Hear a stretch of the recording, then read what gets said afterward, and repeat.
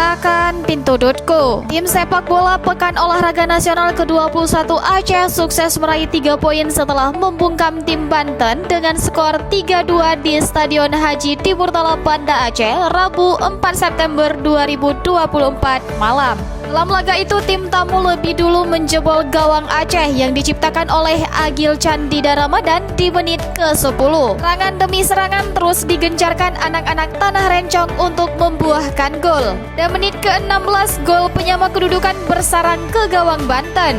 Gol itu tercipta lewat kaki Tifatul Ulfi pada menit ke-16. Ribuan penonton yang hadir di stadion bergemuruh. Dan menit ke-24, Akmal Juanda kembali merobek gawang Banten yang dijaga Alfat Gali. Skor 2-1 untuk keunggulan tim sepak bola PON Aceh bertahan hingga turun minum. Tim Banten dapat menyamakan kedudukan pada menit ke-62 yang diciptakan oleh David Firdaus. Jelang paruh babak kedua permainan, tim sepak bola PON Aceh menambah gol yang diciptakan oleh Akmal Juanda pada menit ke-69.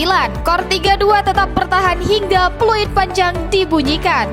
Mau tahu berita terupdate tentang Aceh? Baca berita selengkapnya di pinto.co.